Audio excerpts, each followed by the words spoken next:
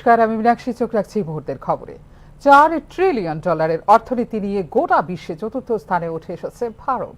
এক্ষেত্রে $4.19 লক্ষ কোটি অর্থনীতি রয়েছে ভারতের, জানিয়েছে IMF। জানুয়ারি 2015 কেন্দ্রীয় মন্ত্রিসভার একটি প্রস্তাবের মাধ্যমে গঠিত হয়েছিল নীতি আয়োগ। দেশের সমস্ত রাজ্য, কেন্দ্রশাসিত অঞ্চলের মুখ্যমন্ত্রী এবং অন্যান্য কেন্দ্রশাসিত অঞ্চলের লেফটেন্যান্ট গভর্নরদের নিয়ে গঠন করা হয়েছিল নীতি আয়োগের পরিচালনা পরিষদ। পরবর্তীকালে গত 2021 সালে 19 ফেব্রুয়ারি কেন্দ্রীয় মন্ত্রিপরিষদ সচিবালয়ের বিজ্ঞপ্তিমূলে পুনর্গঠন করা হয়েছিল পরিচালনা পরিষদ। নীতি আয়োগ গঠিত হওয়ার পর এখন পর্যন্ত অনুষ্ঠিত হয়েছে 10টি সভা। সর্বশেষ অর্থাৎ 10ম সভা অনুষ্ঠিত হয়েছে 24 মে 2025। বৈঠকে যে বিষয়ে আলোকপাত করা হলো তা হলো দেশের অর্থনীতি। নীতি আয়োগের 10ম গভর্নিং কাউন্সিলের বৈঠক শেষে নীতি আয়োগের সিইও সুব্রমণিয়াম যে কথাগুলো বলেছেন তা প্রতিটি ভারতবাসীর জন্য অত্যন্ত খুশির এবং গর্বেরও বটে। দুরন্ত গতিতে ছুটছে ভারতীয় অর্থনীতি। এবার জাপানকে টপকে বিশ্বের চতুর্থ বৃহত্তম অর্থনীতিতে জায়গা করে নিয়েছে ভারত, জানিয়েছে নীতি আয়োগের সিইও। অর্থাৎ এখন বিশ্বের চতুর্থ বৃহত্তম অর্থনীতি ভারত, এমনটাই জানিয়েছেন নীতি আয়োগের CEO Subrahmanyam. We are the fourth largest economy as I speak. We are a $4 trillion economy as I speak. And this is not my data, this is IMF data. India today is larger than Japan. So it's only the United States, China and Germany which are larger. And if we stick to what is being planned, what is being thought through, it's a matter of another 2.5 to 3 years, we would become the third largest economy. And in this, the reason for the Prime Minister giving this call is this is a long haul and we have to do it for about 25 years. $4 trillion অর্থনীতিতে দাঁড়িয়ে আমরা এখন ভারতের থেকে শুধুমাত্র America, চীন ও Germany অর্থনীতিতে বড়। আমেরিকা প্রথম, দ্বিতীয় চীন এবং তৃতীয় অর্থনীতি হচ্ছে জার্মানি বলে জানিয়েছে নীতি আয়োগ। পরিকল্পনা মাফিক চললে আগামী 2.5-3 বছরের মধ্যে বিশ্বের তৃতীয় বৃহত্তম অর্থনীতিতে পরিণত হবে ভারত বলেও জানিয়েছে নীতি আয়োগ। উল্লেখ করা যেতে পারে 2024 সালের মধ্যে বিশ্বের 5ম বৃহত্তম অর্থনীতির দেশ হিসেবে পরিণত হয় ভারত। সেখান থেকে আরো এক ধাপ এগিয়ে এখন বিশ্বের চতুর্থ বৃহত্তম অর্থনীতিতে পৌঁছেছে ভারত। গত 10-11 বছরে স্থিতিশীল প্রবৃদ্ধি অর্জন করেছে ভারত, এ নিয়ে নেই সন্দেহের কোনো অবকাশ।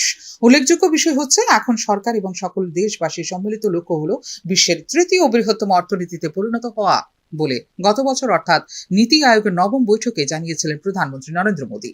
গত 10 বছরে সামাজিক ও অর্থনৈতিক পরিকাঠামো শক্তিশালী করে অনেক অগ্রগতি অর্জন করেছে আমাদের দেশ। আমদানি নির্ভর দেশ থেকে ভারত এখন রপ্তানিকারক হিসেবে নিজেকে প্রতিষ্ঠিত করেছে দেশ।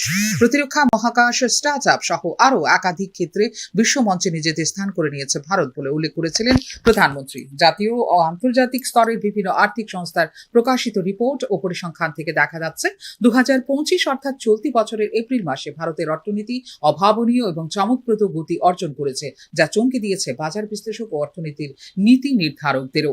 এপ্রিল মাসে ভারতের পণ্য ও পরিষেবা কর আদায় দাঁড়িয়েছে $2.37 লক্ষ কোটি টাকা, যা পূর্ববর্তী মাস ও বছরের তুলনায় উল্লেখযোগ্য বৃদ্ধি। শুধু তাই নয়, আমেরিকার প্রেসিডেন্ট পদে ডোনাল্ড ট্রাম্প দ্বিতীয়বার নির্বাচিত হওয়ার পর থেকে যেভাবে শুল্ক যুদ্ধ শুরু হয়েছে এবং তা নিয়ে বিশ্বের নানা দেশে অস্থিরতা চলছে, তার মাঝে ভারতের এই সাফল্যকে অত্যন্ত গুরুত্বপূর্ণ বলেই মনে করছেন অর্থনীতির বিশেষজ্ঞদের।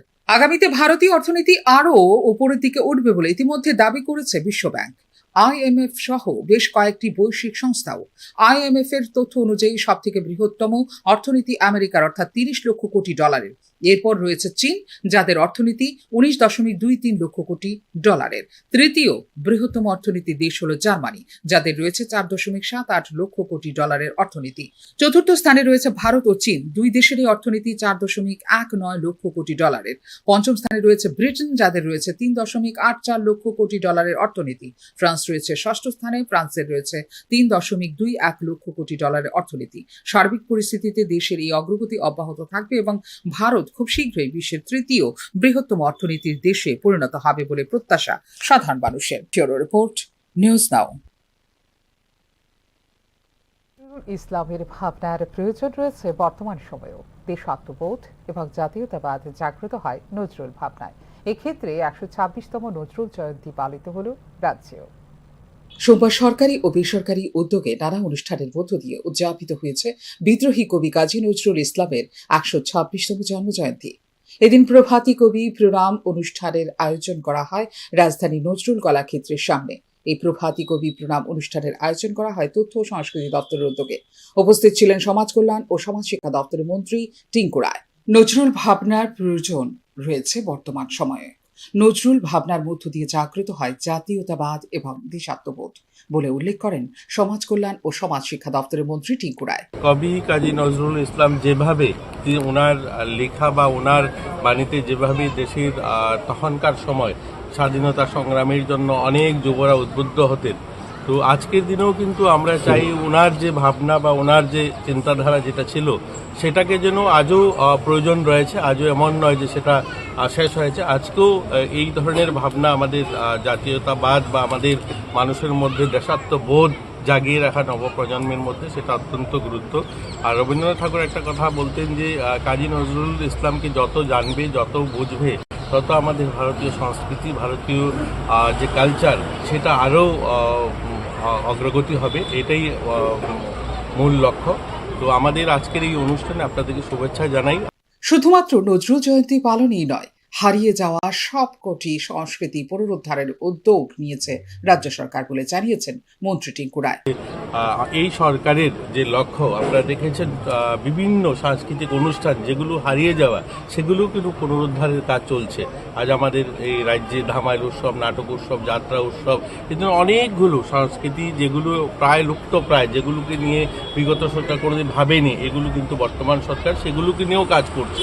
তো তথ্য সংস্কৃতি দপ্তরের অনেকগুলো প্রয়াস সাধুবাদ জানাতে হবে, যেগুলো ওনারা ইনিশিয়েটিভ নিয়েছেন এবং সেগুলো আজকে রাজ্যের মানুষ দেখছেন। সাম্যের কবি বলে পরিচিত নজরুল ইসলামের সাম্যবাদী ভাবনার আলোচনা আজকের সময়ে গুরুত্বপূর্ণ।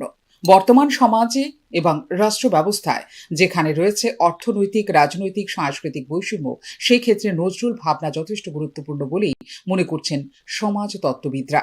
সাম্যবাদী দৃষ্টিভঙ্গির সাথে নজরুল শুধু পরিচিতই ছিলেন না, সমসাময়িক সমস্ত চিন্তাকে প্রতিনিধিত্ব করেছেন সাম্যবাদী চিন্তার আলোক। নজরুলের ব্যক্তি জীবন নানান চিত্রে চিত্রায়িত থাকলেও তার সৃষ্টিশীল সাহিত্য, কাব্য, কবিতা, গান কোথাও নেইনি অন্ধকার আশ্রয়, বরং সমাজে দীর্ঘ দিনের আড়ষ্ট অন্ধত্বের বিরুদ্ধে দুরন্ত সংগ্রামী প্রবল জোয়ার সৃষ্টি করেছেন নজরুল। মানুষের প্রতি নজরুলের বাঁধ ভাঙা আবেগ, অটল দরদবোধ, প্রাণ মাতানো দুর্বার কবিতা, সংগ্রামী তেজোদৃপ্ত শব্দ আজও আকৃষ্ট করে কিশোর তরুণদের।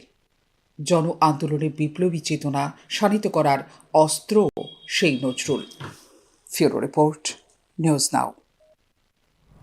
রবিবার রাতে দক্ষিণ ত্রিপুরা জেলা শাসকের সঙ্গে সাক্ষাৎ করতে চেয়েছিলেন ত্রিপুরা উপজাতি স্বশাসিত জেলা পরিষদের মুখ্য নির্বাহী সদস্য পূর্ণচন্দ্র জমাতি এবং নির্বাহী সদস্য প্রদ্যুৎ কিশোর বর্মন, কিন্তু এক্ষেত্রে তাদের সঙ্গে সাক্ষাৎ করেননি সংশ্লিষ্ট জেলা শাসক। বিষয়টি নিয়ে জেলা শাসকের বদলি দাবি করে তীব্রামথা।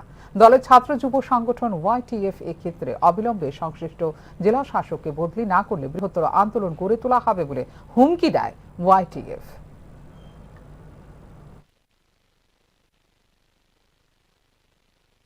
We would like to request the government of Tripura to tell him in a time-bound manner within 4 days that he should be suspended or else transferred from Gumoti district.